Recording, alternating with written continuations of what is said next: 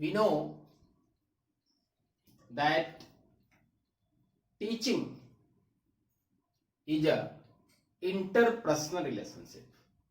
हम लोगों ने पहले ही जाना है, सीखा है कि शिक्षण क्या है, अंतर व्यक्तिगत संबंध है एक से दूसरे के बीच.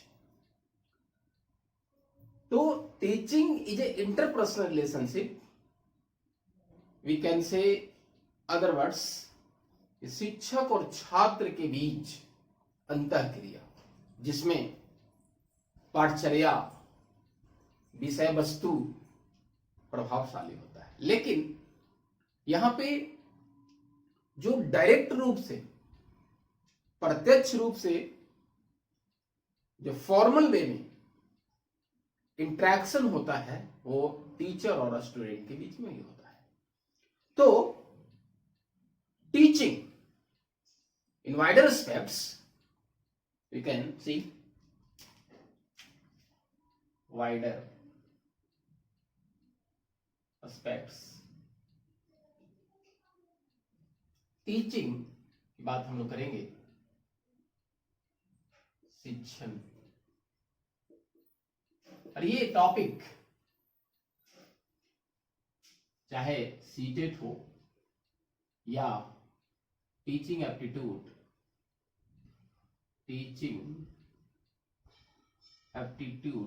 एस्टेट जो भी बिहार में होने वाली है.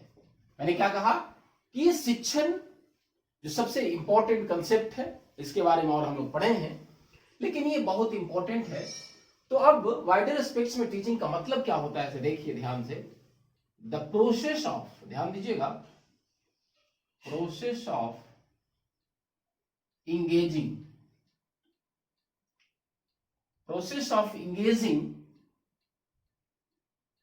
लर्नर्स. अब यहां पे हमने अभी कहा था कि प्रत्यक्ष रूप से शिक्षण किसके बीच, छात्र और शिक्षक के बीच. यही कह रहा है द प्रोसेस ऑफ इंगेजिंग, किसको रखना है, लर्नर्स,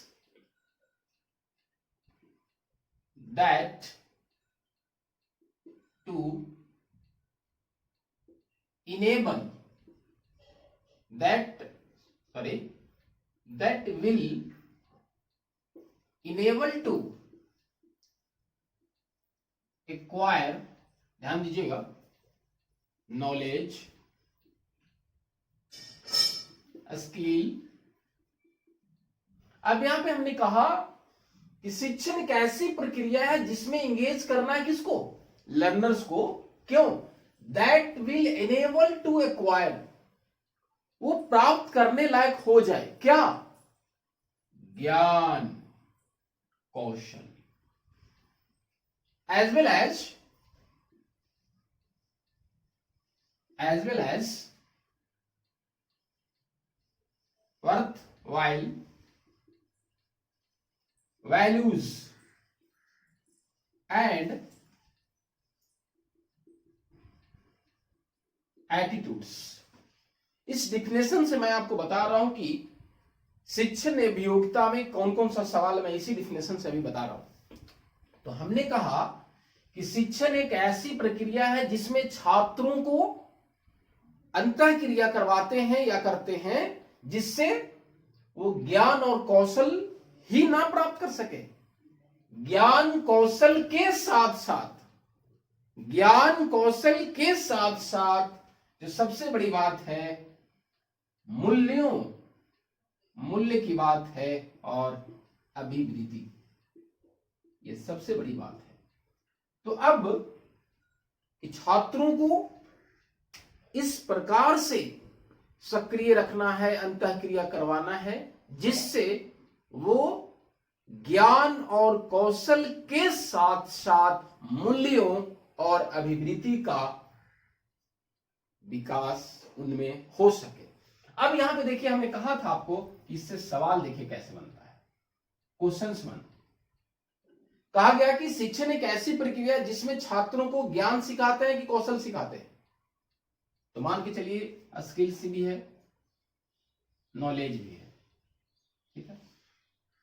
तो अब इसके साथ क्या रहेगा कि छात्र केवल ज्ञान और कौशल ही प्राप्त करते हैं या इससे और कुछ विशेष प्राप्त करते हैं, तो हम लोग की बात करेंगे मूल्यों की बात। तो ध्यान दीजिएगा, शिक्षण अभियोक्ता के ऑप्शंस में जो बात रहेगी मूल्यों और अभिवृत्ति, ये बहुत इंपॉर्टेंट बात है। मूल्य में मैंने क्या कहा कि शिक्षण अभी जो छात्रों में वैल्यू एजुकेशन, मोरल एजुकेशन की बात चल रही है, सबसे बड़ी यही डेवलप करने की बात है। मूल्यों का अर्थ कि जो शिक्षक को समयनिष्ठ होनी चाहिए, टाइम टेबल के अनुसार ईमानदारी से पढ़ानी चाहिए, वो हमारा मूल्य है, वो प्राथमिकता देनी होनी। बाकी और सारे मूल्य हैं, सेवा करना या दूसरों की सहभागिता।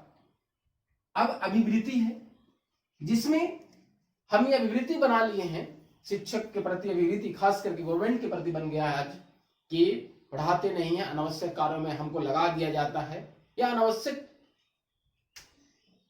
वाद विवाद में परेशान रहते हैं।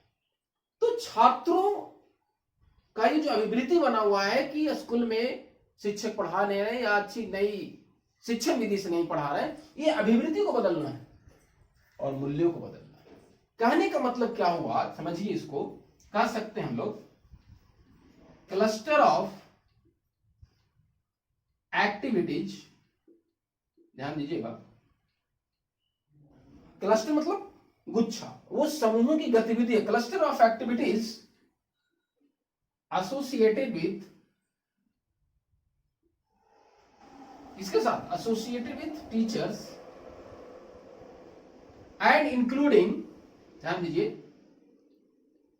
अब यहां पे जो बात है कि ऐसी गतिविधियों का समूह जो शिक्षक से संबंधित है, और इंक्लूडिंग क्या है, यहां पे भी सवाल बनेगी, ध्यान से समझिएगा। इंक्लूडिंग, अब यहां पे बात आती है एक्सप्लेनिंग, एक्सप्लेनिंग व्याख्या करना,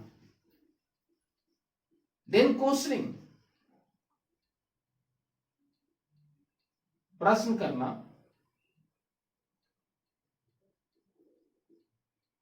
प्रश्न करना, और बात है भी क्या कहा मैंने, एंड इंक्लूडिंग, जिसमें व्याख्या करना है, क्वेश्चनिंग करना है और डिमॉन्स्ट्रेटिंग, ध्यान दीजिएगा, डिमॉन्स्ट्रेटिंग क्या करना है, प्रदर्शन करना, प्रदर्शन, प्रदर्शन विज्ञान में, साइंस के टॉपिक्स पे अगर पढ़ाया जा रहा है, सोशल साइंस के टॉपिक को पढ़ाया जा रहा है, तो मैप के द्वारा हम लोग उसको बताते हैं। लेकिन डिमॉन्स्ट्रेशन अगर कहा जाए, the word taken from science, ये प्रयोगशाला में जब हम एक्सपेरिमेंट करते रहते हैं, तो जैसे ये हमारा फनेल है, ये हम एसिड या बेस इस तरह से हम लोग और करते रहते, डालते रहते, दैट इज ए डिमॉन्स्ट्रेशन, और बच्चे देखते रहते हैं।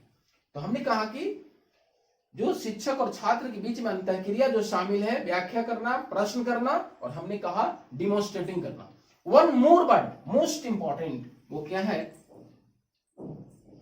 मोटिवेटिंग। सबसे बड़ा बात यह है कि इसके साथ साथ ये बहुत जरूरी है, अभिप्रेरित करना, ये सबसे बड़ी बात है, अभिप्रेरित करना। तो हमने अभी कहा कि शिक्षण को वाइडर एस्पेक्ट्स में हमने दिया कि ज्ञान और कौशल प्राप्त करने के साथ मूल्यों और अभिवृत्ति का विकास किया जाए, जिसमें फिर हमने कहा कि शिक्षक के साथ जुड़ी ऐसा गतिविधियों का समूह है जिसमें शिक्षक व्याख्या करता है, प्रश्न करता है, डिमॉन्स्ट्रेट करता है, और सबसे बड़ा क्या करता है, उस छात्र को अभिप्रेरित करता है। तब यहां पे क्वेश्चंस नेक्स्ट आगे बढ़ सकती है कि शिक्षण प्रक्रिया में छात्रों को एक शिक्षक क्या करता है, तो व्याख्या करता है, प्रश्न करता है और प्रदर्शन भी करता है। लेकिन कहा जाए कि इसके इस सारे कंपोनेंट्स में सबसे ज्यादा विशेष किस पे ध्यान देना है, तो अभिप्रेरणा, ये बात है इसमें, अभिप्रेरणा, मोटिवेशन, ये सबसे आज जरूरी है कि बच्चों को मोटिवेट करना बहुत ही आवश्यक है। आगे देखते हैं। हम लोग ने देखा कि शिक्षण छात्रों के बीच अगर हम कर रहे हैं, तो उससे पहले हमने कहा था कि शिक्षण में सबसे बड़ा जरूरी है अधिगम करना। जितना ज्यादा अधिगम हम करेंगे, उतना ही हमारा शिक्षण प्रक्रिया क्या होगा, जीवंत होगा, यथार्थ होगा, प्रभावशाली होगा। तो एक शिक्षक हमेशा चाहता है, पूरा प्रयास करता है कि उसकी शिक्षण प्रक्रिया प्रभावशाली हो। लेकिन teaching is A art and science, दोनों बात कही गई, लिसन केयरफुली। शिक्षण विज्ञान भी है और कला भी है। विज्ञान ये कहता है कि ज्ञान और कौशल के द्वारा उसे और प्रशिक्षित करके हम उसे शिक्षक बना सकते हैं, उसे इनोवेटिव बना सकते हैं।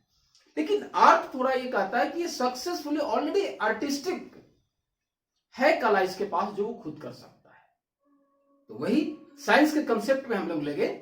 हमने कहा कि जो, ध्यान दीजिएगा इसको, हमने कहा कि टीचिंग, ये हम साइंस की बात कर रहे हैं, सॉरी साइंस। तो साइंस हमारा क्या कहता है, कॉज एंड इफेक्ट, ध्यान दीजिएगा इसको, कॉज एंड इफेक्ट। ये इसी पे हमारा आधारित होता है शिक्षण भी, कि कौन से कारण है जो शिक्षण प्रक्रिया प्रभावशाली नहीं हो रहा है। तो अगर आपको स्किल्स का ज्ञान नहीं होगा तो निश्चित है कि शिक्षण प्रक्रिया प्रभावशाली नहीं होगा।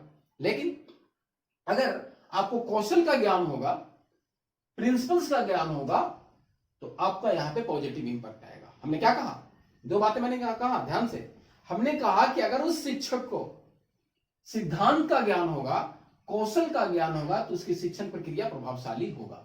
तब इसी बेस पे हम लोग को आधारित है कि शिक्षक की शिक्षण अधिगम प्रक्रिया कैसे प्रभावशाली बनेगी। तो सोचिए थोड़ा सा, इस शिक्षण प्रक्रिया को प्रभावशाली बनाना है, हम पूरा प्रयास किए हुए हैं, तो उसके लिए ध्यान देने की जरूरत है, अपडेट होने की जरूरत है। वो कौन सा है, प्रिंसिपल्स ऑफ टीचिंग, शिक्षण के सिद्धांत। तो हम लोग आज पढ़ने वाले हैं प्रिंसिपल्स ऑफ टीचिंग। लेकिन there are two types of principles. हम लोग बात करेंगे जनरल प्रिंसिपल्स, कि शिक्षण के सामान्य सिद्धांत कौन है, और नेक्स्ट इसके बाद हम लोग देखेंगे साइकोलॉजिकल प्रिंसिपल्स ऑफ टीचिंग। तो first we will discuss about general principles of teaching. ध्यान देने की बात है, general principles of teaching. Clear है? शिक्षण के, लिख देते हैं हम हिंदी में, शिक्षण के सामान्य सिद्धांत। ये हमारा शिक्षण कला में बहुत, शिक्षण जो हमारा अभियोग्यता है, योग्यता, जो हमने कहा कि ये स्टेट में बहुत इंपॉर्टेंट है, ये टीचिंग एप्टीट्यूड में। तो चलिए अब हम लोग बात करेंगे जनरल प्रिंसिपल्स की, वो सामान्य सिद्धांत कौन सी हैं। तो इस डिफिनिट ऑब्जेक्टिव्स, ध्यान दीजिएगा इसको, डिफिनिट ऑब्जेक्टिव्स, या कह सकते हैं हम लोग क्या, प्रिंसिपल ऑफ डिफिनिट ऑब्जेक्टिव्स। उद्देश्यों, निश्चित उद्देश्यों का सिद्धांत, क्या कहा गया इसका, हिंदी हो गया निश्चित उद्देश्यों का सिद्धांत, है ना, निश्चित उद्देश्यों का सिद्धांत। अब यहां पे क्या करना है कि एक शिक्षक को, ध्यान दीजिएगा यहां पे, एक शिक्षक को शिक्षण अधिगम प्रक्रिया करने से पहले शैक्षिक उद्देश्यों का निर्धारण करना होगा। क्या करना होगा, शैक्षिक उद्देश्यों का निर्धारण। तो अब ये बहुत इंपॉर्टेंट सवाल है। ये शिक्षण कला में जो सवाल पूछता है वो कहता है कि एक शिक्षक को, शिक्षण विधि रहेगा, बहुत सारा सवाल उसमें रहेगा, ऑप्शंस। तो आपको सर्वप्रथम यही देखना होगा कि शैक्षिक उद्देश्यों का निर्धारण करेगा, क्योंकि जब तक हमारा उद्देश्य जो है वो क्या होगा, स्पष्ट नहीं होगा, यथार्थ नहीं होगा या प्रभावी नहीं होगा, तब तक हमारी शिक्षण प्रक्रिया भी प्रभावशाली नहीं होगा। तो इसलिए कहा गया कि एक शिक्षक को सबसे पहला जो सिद्धांत ध्यान में रखना है निश्चित उद्देश्यों का सिद्धांत कि अध्ययन करने से पहले हम शैक्षिक उद्देश्यों को निश्चित बना लें कि हम अधिगमकर्ता के व्यवहार में क्या परिवर्तन चाहते हैं। नेक्स्ट देखिए हम लोग, दूसरा है प्रिंसिपल ऑफ एडेप्टेबिलिटी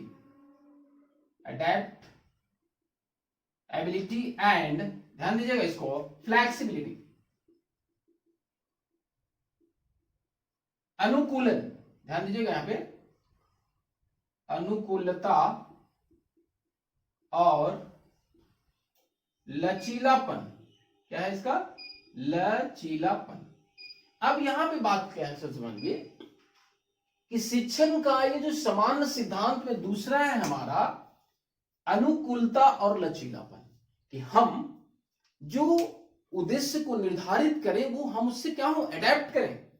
एडेप्ट कहा गया है कि हो सकता है कि जो शिक्षण उद्देश्य हमने बनाया उसके अनुसार हमने शिक्षण अधिगम प्रक्रिया किया, लेकिन कुछ बालकों के व्यवहार में परिवर्तन नहीं हुआ तो उसको फिर से एडेप्ट, उसमें सुधार लाएंगे। तो जैसे ही हमने कहा कि नहीं समझ में कुछ बच्चों को आया तो फिर से मैंने क्या कहा, सुधार लाया, तो ये दूसरी जो हुआ, या फिर से बच्चा नहीं समझा फिर से हम थोड़ा सा सुधार लाएंगे, वही संकेत देता है लचीलापन का। तो फ्लेक्सिबिलिटी जो संकेत है वो विविधता की तरफ कहता है। ये तो कहने का मतलब एक शिक्षक को अपने शिक्षण उद्देश्यों का जो निर्धारण किया, कोई जरूरी नहीं है कि एक बार में ही प्राप्त हो जाए, तो दोबारा भी प्राप्त अगर करना ही प्राप्त होता है तो उसके लिए हमको क्या करना होगा, लचीलापन का ध्यान रखना होगा। आ रही बात समझ में? चलिए नेक्स्ट हम लोग देखते हैं, हमारा आगे आएगा प्रिंसिपल ऑफ रेडीनेस, तत्परता। ये भी बड़ी इंपॉर्टेंट है। कह रहा है कि सामान्य सिद्धांत में सबसे पहले हमको क्या करना है, अधिगमकर्ता को सीखने के लिए तत्पर करना है। अधिगम कर्ता या शिक्षार्थी, ध्यान दीजिएगा ऐसा कुछ नहीं है, शिक्षार्थी या विद्यार्थी बात सब सेम है। क्या करना हो, शिक्षार्थी को सीखने के लिए क्या करना है, हमको तत्पर करना है। मतलब पढ़ाने से पहले सबसे बड़ी जरूरी है, तो ये तत्पर कैसे होगा ये हम लोग अगला पॉइंट में देखते हैं। कि हम लोग वी आर डिस्कसिंग, क्या डिस्कस कर रहे हैं, शिक्षण के सामान्य सिद्धांत। तो आगे हम लोग अब देखें कि वो कौन सा सिद्धांत है। नेक्स्ट हमारा है प्रिंसिपल ऑफ, ध्यान दीजिएगा इसको, डेमोक्रेटिक बिहेवियर, जनतांत्रिक व्यवहार। इसका कहने का मतलब क्या है कि अभी हमने क्या कहा था कि कैसे बच्चों को तत्पर रखेंगे, तो हम लोगों को डेमोक्रेटिक इन्वायरमेंट रखना होगा, जनतांत्रिक या प्रजातांत्रिक वातावरण रखना होगा, जिसमें क्या होगा, इस वातावरण से रखने का फायदा होगा कि बच्चे बिना डर या झिझक के अपनी बातों को यहां रखेंगे। तो हमने क्या कहा कि सामान्य सिद्धांत में कहा गया कि एक शिक्षक को क्लासरूम, कक्ष का वातावरण क्या रखना होगा, प्रजातांत्रिक, जिसमें वो क्या हो, एक तंत्रात्मक नहीं हो, ऑटोक्रेटिक नहीं हो कि टीचर बोले जा रहा है स्टूडेंट को कोई मौका ही नहीं दे रहा। नहीं, यहां पे प्रजातांत्रिक कहने का मतलब है कि यहां पे बालक अधिगमकर्ता बिना डर के, बिना झिझक के वो सवाल कर सके। तो आपको यहां पे क्वेश्चन बन सकता है, क्या क्वेश्चन बनेगा कि एक शिक्षक क्लासरूम का इन्वायरमेंट कैसा रखेगा, ऑटोक्रेटिक कि डेमोक्रेटिक, ये आपको आ जाएगा। चलिए नेक्स्ट हम लोग बात करें, पांचवा है प्रिंसिपल ऑफ पास्ट एक्सपीरियंसेस, है ना, पूर्व अनुभवों का सिद्धांत। अब यहां पे बताते हैं कि पूर्व अनुभवों का सिद्धांत का इसका क्या है, कहने का मतलब जो हमारा प्रीवियस नॉलेज है, प्रीवियस नॉलेज पूर्व ज्ञान। अब यहां पे हम आपको बता रहे हैं कि पूर्व ज्ञान से क्या फायदा होता है कि बच्चों को आप टॉपिक जो पढ़ाने वाले हो वो डायरेक्ट जाके शुरू नहीं कर देना है। जो प्रकरण हम पढ़ाने जा रहे हैं उससे संबंधित, जो प्रकरण आप पढ़ा रहे उससे संबंधित जो पूर्व ज्ञान है उससे संबंधित हम क्या करें, कुछ प्रश्न पूछें, तब नई ज्ञान को जोड़ें। हमने क्या कहा, पूर्व ज्ञान से संबंधित, पूर्व ज्ञान से संबंधित क्या करना है, प्रश्न पूछना है ना। या उदाहरण भी दे सकते हैं, कुछ ऐसा कुछ नहीं है, there are so many activities. तो संबंधित से प्रश्न पूछना है, उदाहरण देना है, तब जाके क्या करना है, नई ज्ञान से जोड़ना है, नई ज्ञान से जोड़ना है। तो पूर्व ज्ञान से अगर आप संबंधित सवाल पूछेंगे तो वो ज्यादा अच्छा से उस प्रकरण को समझ पाएगा और वो ज्ञान अस्थायी होगा। ये हमेशा ध्यान रखना है हम लोगों को। नेक्स्ट है, ये हमने अभी देखा कि प्रिंसिपल ऑफ डेमोक्रेटिक बिहेवियर देख लिया हमने, प्रिंसिपल ऑफ पास्ट एक्सपीरियंस देख लिया हमने।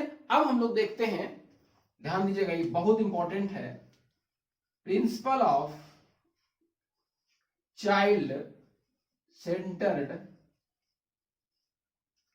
अप्रोच, बाल केंद्रित। ये ज्यादा बताने की जरूरत नहीं, आप जानते हैं, बाल केंद्रित उपागम।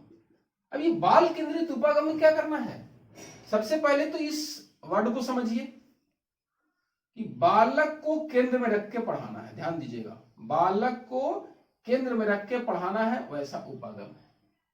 तब बालक को केंद्र में रखने का मतलब क्या है कि ये जो हमारा चाइल्ड है, चाइल्ड के क्या ध्यान देना, एबिलिटीज, ध्यान दीजिए, कैपेसिटी, नीड, आवश्यकता एंड एप्टीट्यूड एक्सेट्रा। बाल केंद्रित उपागम का मतलब हुआ कि वैसा उपागम जिसे बाल को केंद्रित में रखे। तो बाल को केंद्रित में रखने का क्या ध्यान देना है, तो उसकी योग्यता, उसकी क्षमता, उसकी आवश्यकता और अभिक्षमता को ध्यान में रखकर हमको अगर बात करते हैं तो क्या होगा, बाल केंद्रित उपागम। तो नेक्स्ट देखते हैं हमारा कौन सा प्रिंसिपल्स है। और एक शिक्षक को शिक्षण कला की जो प्रश्न है, शिक्षण योग्यता का जो प्रश्न है, जो अभी एग्जाम होने वाला है कुछ दिन के बाद, ये सारे सवाल बहुत इंपॉर्टेंट है आपके लिए। मैं बता रहा हूं बहुत इंपॉर्टेंट है, टू इंपॉर्टेंट। और आराम से इसको देखिएगा, सारा टीचिंग एप्टीट्यूड का सवाल आराम से हो जाएगा। तो नेक्स्ट क्या है देखते हैं हम लोग, principle of individual difference, individual difference. ये तो हम कहेंगे कि आप लोग इस शब्द को इतनी आराम से समझ लीजिए कि कभी जो है आप इस कंसेप्ट को आप ना भूलें। व्यक्तिगत भिन्नता, मुंडे मुंडे मति भिन्नम, हर एक व्यक्ति का विचार अलग अलग होता है ना, ये कह रहा है। और ये हमारा जो व्यक्तिगत भिन्नता है ये यूनिवर्सल टर्म है, यूनिवर्सल, सार्वभौमिक। सार्वभौमिक कहने का मतलब कि ऐसा नहीं है कि प्राचीन समय में भी एक से दूसरे की योग्यता क्षमता अलग थी, आज भी है और आगे भी रहेगी। तो व्यक्तिगत भिन्नता में जो बात आई कि वेरिएशन और डेविएशन, अंतर, विविधता, एक गुण में या एक से अधिक गुण में। तो कौन सा गुण, वही अभी जो हमने कहा आपको, योग्यता, आवश्यकता, है ना, अभिक्षमता, अभिक्षमता वही आपका टीचिंग एप्टीट्यूड हुआ ही, एप्टीट्यूड, ये सारी क्या होता है, अलग अलग होता है, या कह लें रुचि, या कह लें अभिप्रेरणा, क्या होता है, सारे बालक का थोड़ा अलग होता है। तो सारी बातों को अगर आप ध्यान में रखकर पढ़ाते हैं तो हमारा उस सिद्धांत कौन सा कहलाएगा, व्यक्तिगत भिन्नता का सिद्धांत कहलाएगा। अब आगे देखिए हम लोग क्या है, प्रिंसिपल ऑफ, ध्यान दीजिएगा इसको, principle of living with actual life, ये बहुत इंपॉर्टेंट है। इसको क्या कह रहा है कि वास्तविक जीवन से, वास्तविक जीवन से संबंध, कहने का मतलब दैनिक जीवन, दैनिक जीवन से संबंधित उदाहरण विचार। यहां पे कहने का मतलब क्या है कि हम जो उदाहरण प्रकरण या विषय वस्तु पढ़ा रहे हैं वो प्रतिदिन के जीवन से या वास्तविक जीवन से संबंधित हो, प्राचीन समय की बात ना करें जो काल्पनिक है, जो साइंस के द्वारा प्रूफ हुआ ही नहीं है। तो इसलिए पढ़ाते समय इस सिद्धांत के अनुसार कह रहा है कि आप प्रकरण से जो उदाहरण दे, उसके बारे में आप व्याख्या करें या जो विचार दें वो जीवन से संबंधित या डेली लाइफ से होनी चाहिए। ध्यान में रखिएगा इसको। आगे हम लोग देखते हैं क्या है, ये बहुत इंपॉर्टेंट है, प्रिंसिपल ऑफ कोरिलेशन। ये समवाय हिंदी में भी कहते हैं इसको, या इसको संबंध भी कहते हैं। अब यहां पे प्रिंसिपल ऑफ कोरिलेशन ध्यान दीजिएगा।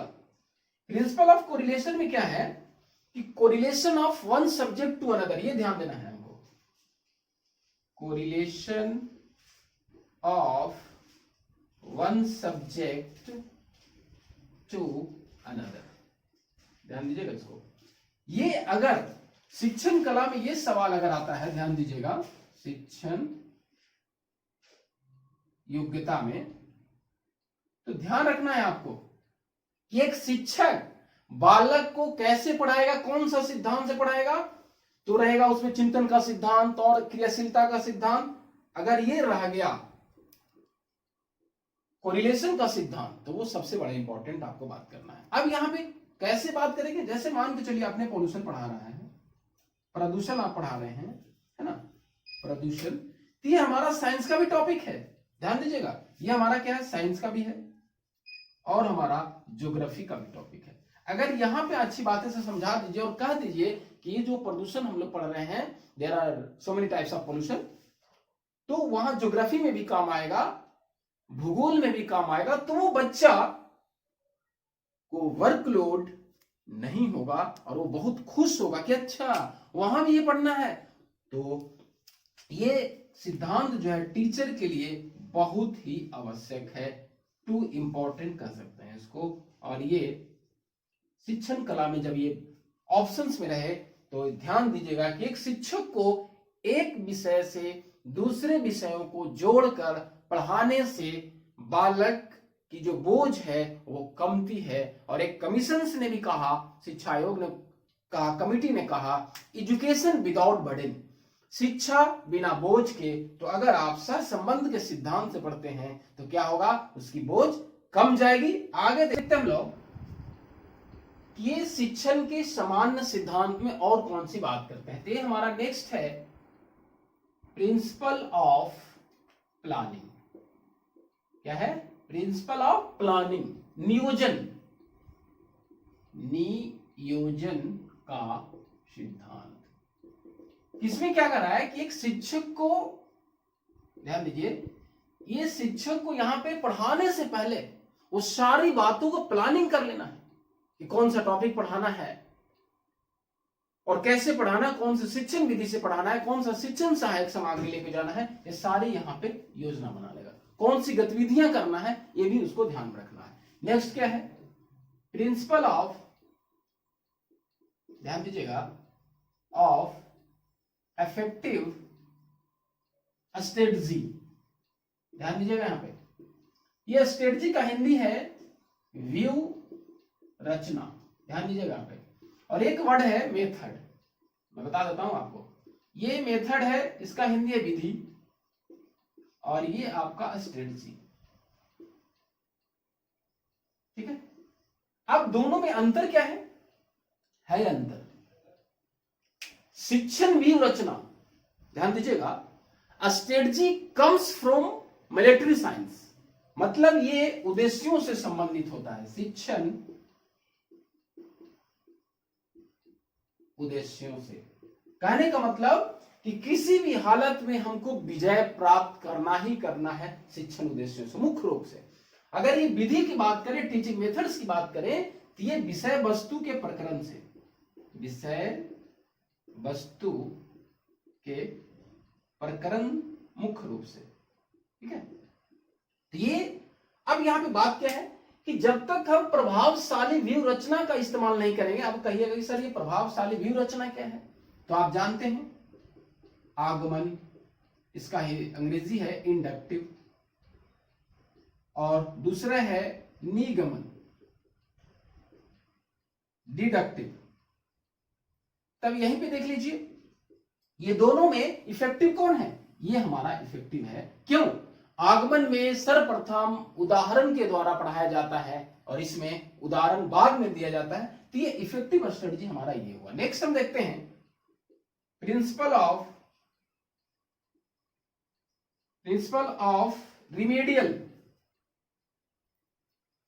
Remedial teaching. ये बहुत इंपॉर्टेंट है, ये भी आपको मैं बता दे रहा हूं।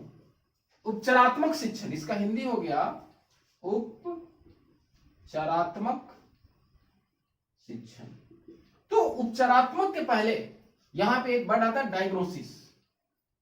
डायग्नोस्टिक, है ना, ये डायग्नोस्टिक निदान है, ध्यान दीजिएगा, और ये है रिमेडियल, अच्छा से लिख लीजिए, रिमेडियल, है ना। यहां भी क्या करना है, डायग्नोस्टिक में ध्यान दीजिए, ये भी दो बहुत वर्ड इंपॉर्टेंट है। डायग्नोस्टिक में मतलब होता है कमियों और अच्छाइयों को पता लगाना। क्या कहा मैंने, इसमें निदानात्मक डायग्नोस्टिक में हुआ कि अधिगम कर्ता की योग्यता और क्षमता की कमियों का पता या अच्छाइयों को पता लगाते हैं, फाइंड आउट करते हैं।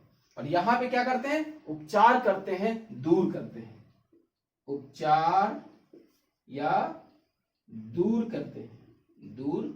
करते हैं या सुधार, ये बातें इसमें आएगी रिमेडियल में। तो हम लोगों ने अभी देखा कि जनरल प्रिंसिपल्स ऑफ टीचिंग, और नेक्स्ट आगे पढ़ेंगे हम लोग साइकोलॉजिकल प्रिंसिपल्स ऑफ टीचिंग। धन्यवाद।